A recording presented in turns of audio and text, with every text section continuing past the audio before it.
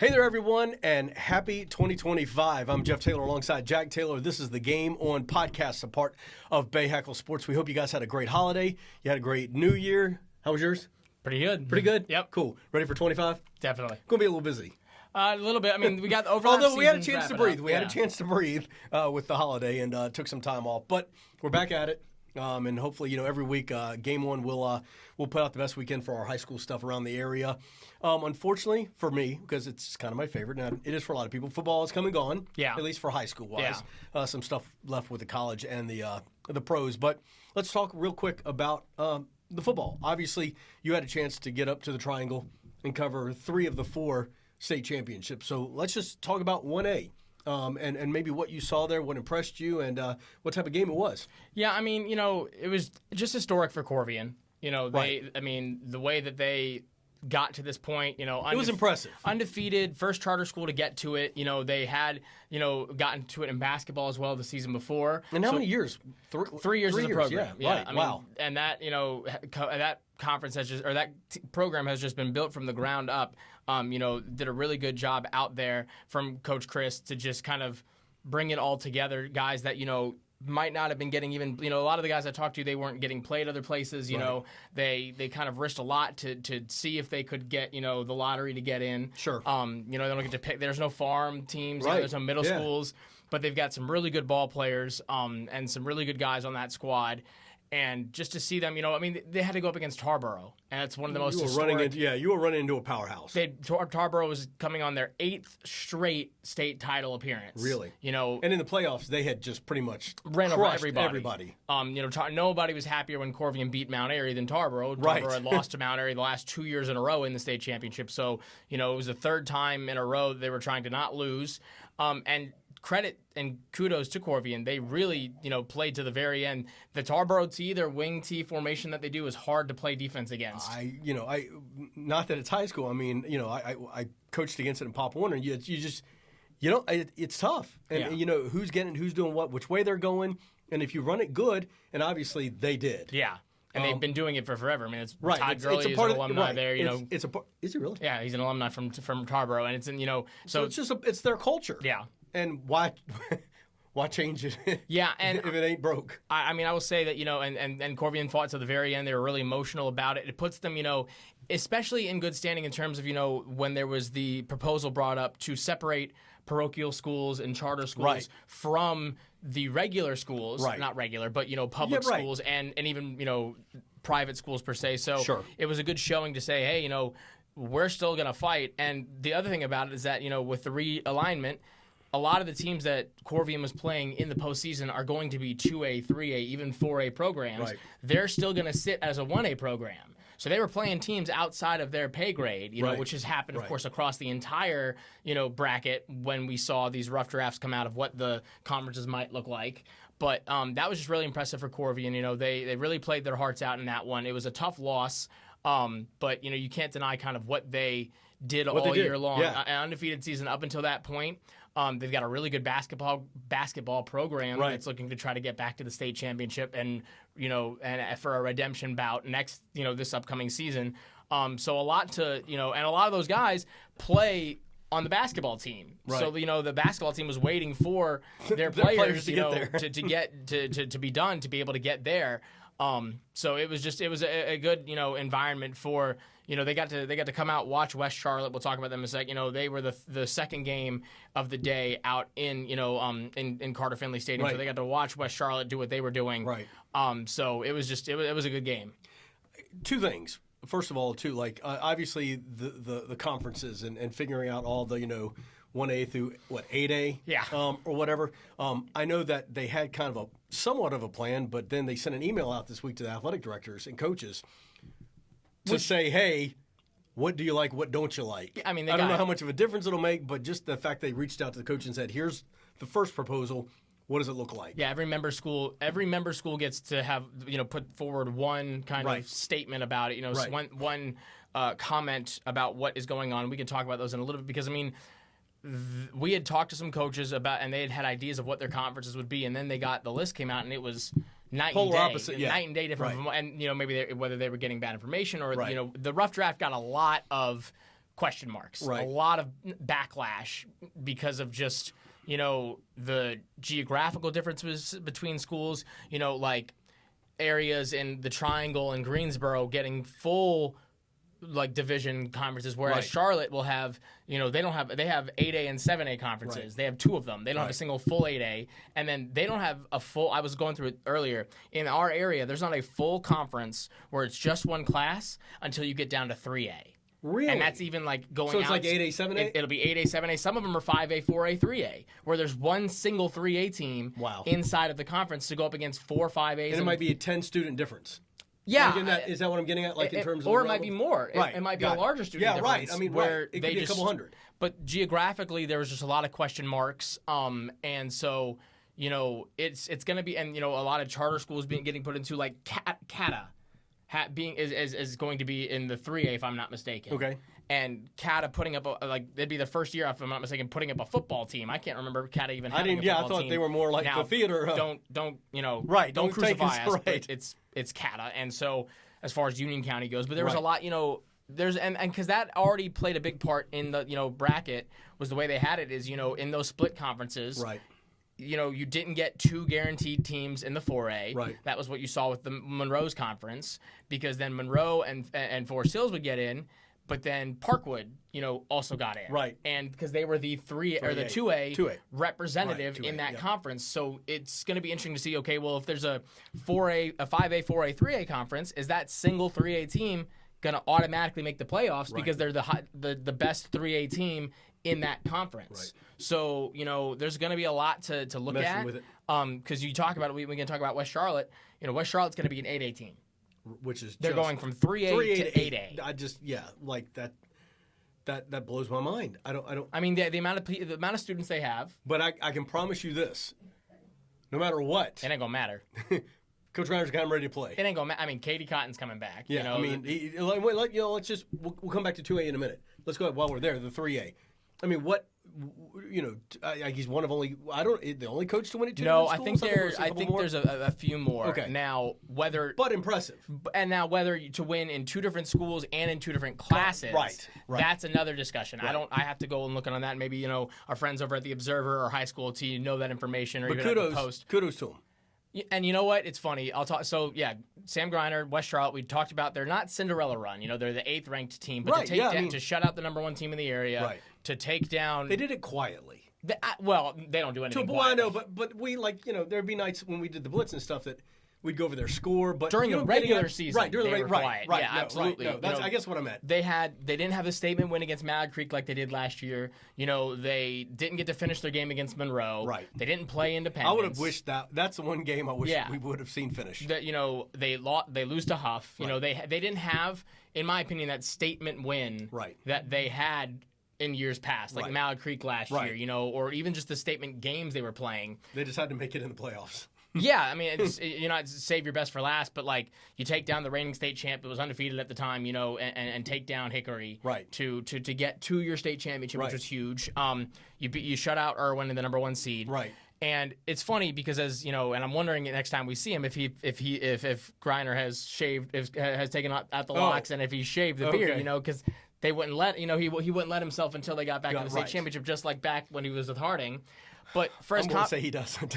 for as confident as he is, you could tell not that there was surprise, but relief. I mean, the minute the game was done, he dropped to his knees. Oh, really? Oh, dropped to his knees, bawling like a child, and not in a bad way. I mean, you could tell the emotion. And when we talked to him after, he was like, "No one picked us here.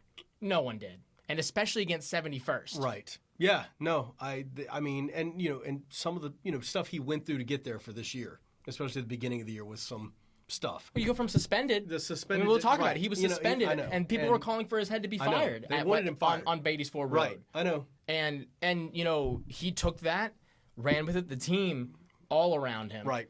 Katie Cotton, Jamori Nichols, and that's the crazy part. They're all sophomores or juniors. Right.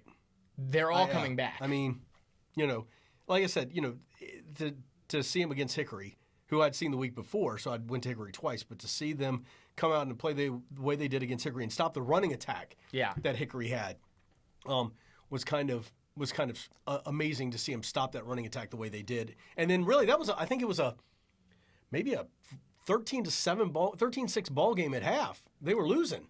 Yeah. And then I think they put up, 31 or something in the second half, 30-plus points? Yeah, I mean... in the second half to go ahead and get to that. So he's a good guy.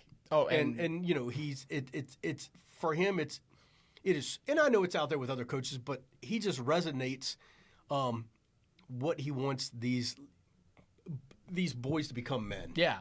And he wants them to become men in a way that makes him proud, makes the school proud, makes the city proud, parents and stuff like that. You know, it just, when you sit down and talk with him, that just resonates. Yeah, and it comes back both ways. The community really resonates with him, and he said that, you know, it's not different, but like the alumni network and the community surrounding West Charlotte, as opposed to, you know, when he was at Harding, right, when he was at other schools, is unlike anything he'd ever seen, and he kind of leaned into that. You talk about the game itself, up against 71st. 71st took on Hickory last year in the 2A state championship and took them to the very end, to the point where it was an interception at the end of the game, sealed it for Hickory to win that one. So 71st, who was undefeated at the time, was for this state championship, was trying to win, you know, not lose for the second year in a row. And they're a good team out of Fayetteville. Right. And they're a big, strong team now. Their quarterback was their number one player was injured, you know, in the semifinal game. So you could say what you want about it, but he ended up playing the game. But, you know, they score off the top. Jamori Nichols to Katie Cotton, you know, Katie Smith changing his last name to Katie Cotton, you know, old quarterback to new quarterback to old quarterback. And then they scored again, you know, then 71st scores. They come out and score in the second half off of a turn, you know, they turn over the ball. And then even like they had a chance there, and this was, you know, I was scratching my head, but it's Griner. You know, they had a chance where they could have either just kicked the field goal but they went for it. Right. And didn't get it. Right. And 71st had about a minute left in the game. Right. No timeouts, mind you. Right. But the defense did what it needed to stop them, and I mean, you could tell how much it meant to everybody. Right. Steve Wilkes was out there. Yeah. Came onto the side, you know, came onto the field and gave Griner a hug. You know, just everybody out there was just so excited and happy for him. So it was, and like I said, just because they're going from 3A to 8A, which don't disconnect. might be one of the biggest jumps. We'd have to look when it's confirmed. Might be one of the biggest class jumps we've seen. That's crazy. Don't look them away, because they're keeping almost everybody on that roster, and that's scary for the rest of the 8A. That's scary. So, Monroe, another just, you know, Coach Sal there, we followed him now for a couple of years. We know his culture. We know his he is a perfectionist when I've talked to him in terms of, you know, and that offense was just on fire all season long. Yeah, and this was, you know, the first time up against, oh goodness, I can't remember the team they played now. It was another Bird team. Northeastern. Northeastern, like mirrors of each other, and they said it coming, you know, in the week leading up. Both teams undefeated. Right. Both teams high-powered offenses. Right. Both teams pitched shutouts in the playoffs, you know, to get to this point. Both, you know, Northeastern was a number one seed. Monroe was not. Right. And, you know, Monroe, if they had to have taken on Reedsville, I don't think it would have mattered. Right. I think they would have beaten Reedsville regardless. Or I'm sorry, not Reedsville. No, I think it was the number one seed. I think it was. They would have beaten the number one seed in that area regardless. It was Reedsville, I'm pretty sure. Yeah, because Irwin was in. Right. Yeah, so yeah, Reedsville. It's either Reedsville or Roseville. I always get those two confused from just a name standpoint. But I think they would have beaten him regardless. But to this point, outside of Shelby, you know, Monroe had not seen really anybody that had given them a scare. You know, even Brevard comes in. Brevard only gets in because East Rutherford beat Reedsville, and then East Rutherford loses to Brevard. So Brevard has to travel as the 9 seed to come to Monroe. West Charlotte would have been a great game. That game had it not. Oh yeah, and that's the thing is that you know, that's where you saw. I think it was 7-6 at the end. It was impressive seeing those two go back and forth in the small footage that you got for about a quarter there. Right. But anywho, with Monroe, you know, with Zion Lindsay, with Jordan Young, with their quarterback whose name's escaping me at the very moment. Give me 1 second. I can. Well, while you're doing that, just I mean, I got a chance to watch them 2 or 3 times this year, and they just came out with a confidence. The offense was just electric. Defense, just all 3 phases of the game. Keegan Chambers. Keegan Chambers. All 3 phases of their game, just there was no weakness. Which. That's what, you know, they've talked about. You know, their kicker's incredibly consistent. He'll drive it down the middle every time. But for Monroe, this was the last game of the night.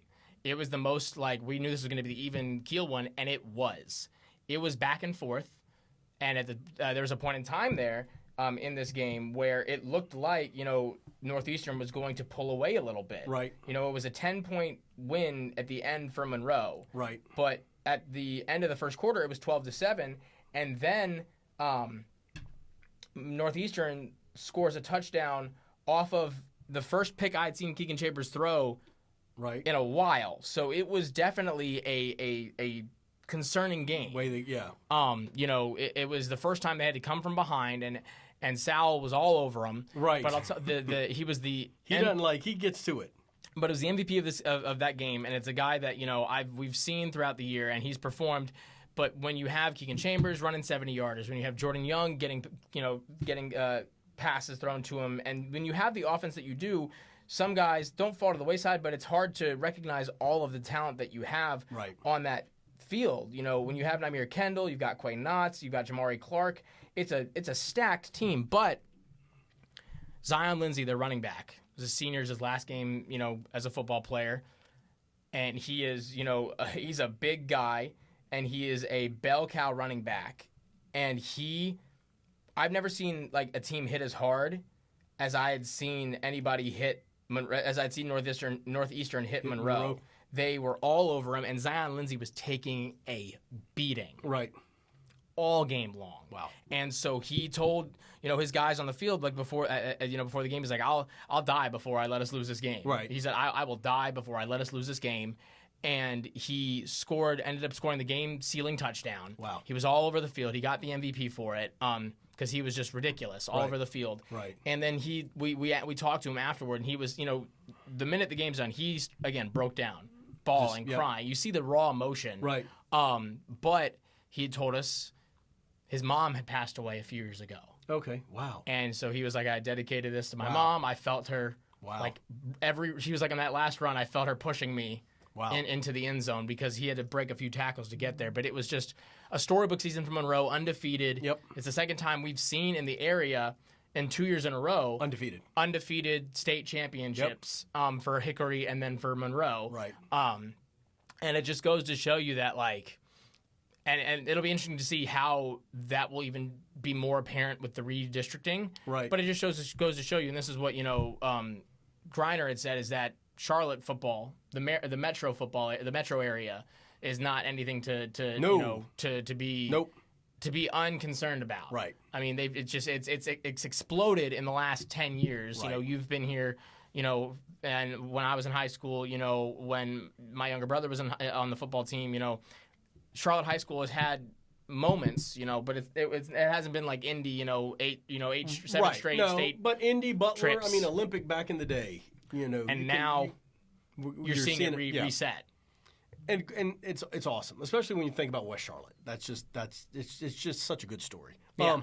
So as you think about that, so let me ask you this though, real quick too, because I hear coaches say all the time. I just want to get your thought on it. One thing that when I was talking to coaches about the playoffs and about playing, the championship game in the Triangle, a lot of them would love to see it at Memorial Stadium. What do you think? I think the NCHSAA does a great job of putting on the state championship games. Right. I want to make that first. And this is not a negative thing. I would be interested to see the amount of money as an organization they have to put out to have it at those venues. I think, or does Carolina and State give them any? No comment on that one. Any type of I think. I don't know. You go about it both ways. And I get to the kids. There's some kids who are playing in that game who will never step on a college field. Yeah. And that's their moment. Yeah. I get it. At that point, you could play at Bank of America Stadium. So, and unfortunately, that I don't think is ever going to be the case unless the Bank of America loses the ACC championship because they're on the same weekend. Oh, that's true. Yeah. So unless you did it as a midweek game, which nobody wants, or this year would have been the only year I guess they actually could have done it, because it would have been the year or the week after. No. Right. Yeah, the week after the ACC championship. I think. Yeah. But personally, I was talking with Chaz Frazier over at Wolo in South Carolina. This year they had it at South Carolina State. Right. Which was not a fan favorite move in the area. In the last few years, they had played it at Benedictine University in Columbia, South Carolina, which is about the size of Memorial Stadium. And what you get in those, because it used to be also Williams-Brice, which even that was, a little bit. I mean, it's a lot. And I agree with you, because when you go to it now, don't get me wrong, like Tarboro had a huge crowd. West Charlotte had a huge crowd. And Monroe and Northeastern, they're about the same. Corvian had a student section. God bless them. They had students come up, to come watch it. I was surprised. Nothing compared to Tarboro, because it's Tarboro. But you barely fill up the lower bowl. Right. And for me, they don't. It's not like they dress up the field, which I don't expect them to. It's the week after the seasons are done. It'd be tough. And I don't know I know the Ascent was off season. Independents are done. Yep. So, like for me, like you said, it'd be cool doing it at Memorial Stadium where it used to be. They used to have it there. If you asked me if I would rather have it a filled Memorial Stadium with painted, maybe a painted midfield or painted end zones. Yeah. I would much more so prefer that. Right. I didn't, like I said, this year I didn't necessarily understand having, because last year it was 3A and 1A, and then it was 4A and 2A. On two separate days. Right. At, two separate stadiums. Right. Whereas this year it was 4A on Friday night at Keenan Stadium in Chapel Hill, and then on Saturday it was 3A, 1A at 11:30, 3 and 6 or something. At Carter Finley, and then, so like from a media standpoint, we couldn't, I got to the Monroe game late because I had to wait for Corvian to finish. Right. So for me, from a media perspective, I'd love for it to be in Charlotte. Yeah. They have, I think basketball is cooler in college arenas. Sure. Having it split up between Cameron Wake Forest, Duke, right, exactly. Especially in North Carolina, it's a bit more historic. Exactly. As far as, going just to, for me, I think it would be better to have it in Charlotte. Of course, it's a bit more biased for us. Right. And I'm sure there's other venues from a football perspective that you could have, maybe some smaller colleges. Sure. I would Davidson. Their new stadium. Yeah. Or go to Jerry Richardson. I would love it in Boone. Yeah. Yeah. Oh my gracious. Yeah. Play the Kid Brewer. The infrastructure would be that'd be a little tough, but it would be fun. The backdrop would be amazing. I mean, it would be cool. There's you said Davidson. I think that there's a couple different facilities they could try out. It just from because those stadiums are nearly NFL size. Right. Yeah. But so it's an emptiness. Right. Yeah. And I don't know. You could go to hear either the way. crowd short, but as we said, we're not. They do a great job. I mean, to do everything they do to get the conferences and the class, the divisions. I mean, all that together, they do a wonderful job. Absolutely. And they take care of the media, and we're so grateful for that. It was just a question that was and when out there. If you could save a penny by not having it at Carter Finley or Keenan Stadium, maybe that would be more beneficial for you as an organization. But. Sure. So we'll talk one more football, and then we'll probably wrap this up. Listen, it's we're just at the new year.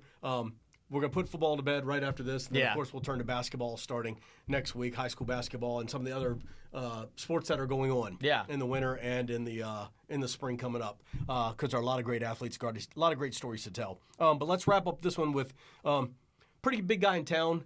I was wondering if I would see him at Keenan Stadium for the state championships. I know. Well, for those who didn't know, Bill Belichick was in the Queen City. And he was at a couple of schools, and kids have tweeted out and stuff like that. I just can't see Bill Belichick talking to a high school kid. I mean, he's in a full suit. He was up, he was at smiling. He was at he's doing what he's been asked to do. Right. He was at Providence Day. He was at Myers Park. He was at Weddington, and he was at I think there was one more he was at. I think he was at Weddington, Myers Park, Providence Day. Providence Day, yes. And I can't remember if that might be it. But anyway, it's to me to see him outside of just, the hoodie on the side, with the Patriots. I'm wondering how much that will help North Carolina, in terms of just the name itself, or is it really just? I mean, do you want to go play for Bill Belichick, or you want to go play for Shane Beamer? Yeah, that's why they made the move. That's that's the and whole don't get me wrong. I think he has all the pressure in the world on him. Oh, absolutely. I mean, there is no kind of if you don't go out and have a winning season this year and get a top 10 recruiting class, what is there? Yeah, it would be. I mean, you have to, and so I think it's good to see him. It'll be Dave Doran was on some sidelines last year for high school football games. Are we going to see Belichick out at some sidelines? At Forest Hills or at. I think he's going to have to be. That will be interesting to see. Because I mean, and that's the thing is that like you looked about it, and I can't remember the last time when we seeing we've seen commitments. Right. Zaid Lott, of course, being one of them. We've seen Chapel Hill commitments, but as far as like being in the area, I can't remember the last time I saw Mac Brown in the area. Like right. I mean, Dave Dorn I've seen a good amount of times. Kirby Smart came up last year a little bit. Yeah, Kirby Smart had some movement. Shane Beamer, of course, had been at a couple schools. Right. I mean, we even saw, before he left Michigan, you saw Harbaugh coming down to the area for I think Kirby Smart actually flew in on a helicopter. Probably. Practices. So it's good. Like it speaks to what this area has to offer. Right. And attention spent on this area. Sure. I think you'll see Marshall will be down here I think a little bit because of their head coach coming from NC State. Right. Yeah. I think that you'll see a little bit of recruiting. You might see some transfers back. Some guys entering the portal. I think some who are like, wait a minute, let me come back now. Like I think we're still waiting for Chambers alumni, Casey Concepcion to see where he. I know he entered the portal to see if he's going to come anywhere around. I know he was looking at I think South Carolina. I think he had a couple different looks. It'll be interesting to see. Jaden Davis, does he leave Michigan? Does he come back? That's what in the area. That's a little interesting. Channing Goodwin. Do they come back in the area? The guys from last year that we saw. It'll be interesting. Kudos for making the move. I mean, and we'll see how it all pans out there. So yeah, let's put football to bed for at least a while. Yeah. And it'll be back here before we even know it, though. But, of course, like we said, we're now getting to that winter season. Obviously, there's some games this coming weekend, but, of course, there's also a bunch of weather that might get here. So stick with Bay Hackle Sports. Follow us on our Twitter page. We'll try to keep you up to date with anything we can in terms of schedules. We're going to try to start telling stories again. Like I said, we had a couple weeks of a break. And then, this podcast will be out once a week, and we will just continue to tell the high school stories, try to bring you as much information as we can for high school sports in the Queen City. Until then, next time, I'm Jeff Taylor. That's Jack Taylor. Have yourself a great rest of the week, and we will talk to you next week.